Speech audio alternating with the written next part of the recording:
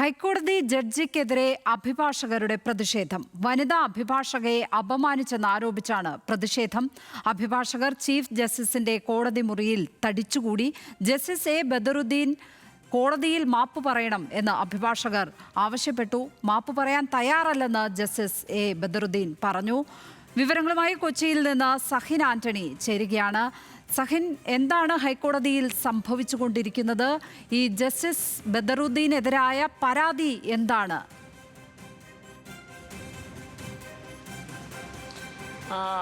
ലക്ഷ്മി, ഇന്നലെയായിരുന്നു ഈ പരാതിയുടെ എല്ലാം തുടക്കമെന്ന് പറയുന്നത്. അതായത് ഈ കഴിഞ്ഞ കുറച്ച് ദിവസങ്ങൾക്ക് മുൻപ് ഹൈക്കോടതി അഭിഭാഷകനായ അലക്സ് കറിയ അദ്ദേഹം മരണപ്പെട്ടിരുന്നു. ഇതേ തുടർന്ന് അദ്ദേഹത്തിൻ്റെ ഭാര്യ സരിത ഇന്നലെ ജസ്റ്റിസ് ബദറുദ്ദീൻ്റെ കോടതിയായ D1-ൽ അലക്സിൻ്റെ ചില കേസുകൾ നടക്കുന്നുണ്ടായിരുന്നു. അതിലൊരു വക്കാലത്ത് മാറുന്നതിന് വേണ്ടി ഭാര്യ സരിത ഇന്നലെ ഒരു അപേക്ഷ നൽകിയിരുന്നു. ഈ ഹർജി പരിഗണിക്കുമ്പോഴായിരുന്നു ജസ്റ്റിസ് ബദറുദ്ദീൻ വാക്കാൽ അവരെ മോശം പരാമർശങ്ങൾ നടത്തി എന്നുള്ളതാണ് ആക്ഷേപം. ആ കോടതിയിൽ വെച്ച് അഡ്വക്കേറ്റ് സരിത പൊട്ടിക്കരഞ്ഞു. ഇതേ തുടർന്ന് അഭിഭാഷകർ എല്ലാവരും ചേർന്ന് അഭിഭാഷക അസോസിയേഷനിൽ പരാതി നൽകിയിരുന്നു, ജസ്റ്റിസ് ബദറുദ്ദീൻ മാപ്പ് പറയണമെന്ന് ആവശ്യപ്പെട്ടുകൊണ്ട്.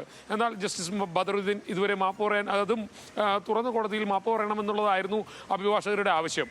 എന്നാൽ ജസ്റ്റിസ് ബദറുദ്ദീൻ മാപ്പ് പറയാൻ തയ്യാറായില്ല. അതേ തുടർന്നായിരുന്നു രാവിലെ മുതൽ തന്നെ അഭിഭാഷകർ ജസ്റ്റിസ് ബദറുദ്ദീൻ്റെ കോടതി മുറിയിൽ പ്രതിഷേധവുമായി എത്തി. അവരുടെ പ്രതിഷേധം ഇപ്പോഴും തുടർന്നുകൊണ്ടിരിക്കുകയാണ്. ഒപ്പം തന്നെ കോടതിയെ അവർ ബഹിഷ്കരിച്ചിരിക്കുകയാണ് അഭിഭാഷകർ എല്ലാവരും ചേർന്നുകൊണ്ട്.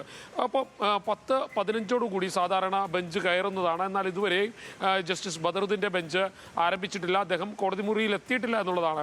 മാപ്പ് പറയാൻ താൻ തയ്യാറല്ല എന്നുള്ളതാണ് ജസ്റ്റിസ് ബദറുദ്ദീൻ അറിയിച്ചിരിക്കുന്നത്. അതേ തുടർന്ന് അഭിഭാഷകരുടെ ഈ ബഹിഷ്കരണം തുടരും എന്നുള്ളത് തന്നെയാണ് മനസ്സിലാക്കാൻ കഴിയുന്നത്. ഹൈക്കോടതിയിൽ സാധാരണ ഇത്തരത്തിലുള്ള സംഭവങ്ങൾ ഉണ്ടാകാറില്ല. ഈ അടുത്ത കാലത്തൊന്നും അത്തരത്തിലുള്ള സംഭവങ്ങൾ ഉണ്ടായിട്ടില്ല. പക്ഷേ ഇന്ന് അഭിഭാഷകർ വലിയ പ്രതിഷേധത്തിൽ തന്നെയാണ്. കൂട്ടത്തിൽ അതായത് അലക്സ് ഈ അഭിഭാഷക അസോസിയേഷനിൽ അംഗം കൂടിയായിരുന്നു. അദ്ദേഹത്തിൻ്റെ അദ്ദേഹത്തിൻ്റെ വിയോഗത്തിലുള്ള ഒരു ദുഃഖത്തിൽ നിന്ന് അഭിഭാഷകരൊന്നും മോചിതരായിട്ടില്ല. ഈ ഘട്ടത്തിൽ തന്നെയാണ് അദ്ദേഹത്തിൻ്റെ ഭാര്യ സരിത വലിയ രീതിയിൽ അവഹേളിക്കപ്പെട്ടത്. ഈ ഒരു സാഹചര്യത്തിലാണ് ഇപ്പോഴും ബഹിഷ്കരണം തുടരുന്നത്. ലക്ഷ്മി, ഹൈക്കോടതി ജഡ്ജിക്കെതിരെ പ്രതിഷേധം ഉണ്ടായിരിക്കുകയാണ്. ഇപ്പോൾ സഹിൻ ആന്റണിയാണ് വിവരങ്ങൾ പങ്കുവച്ചത്.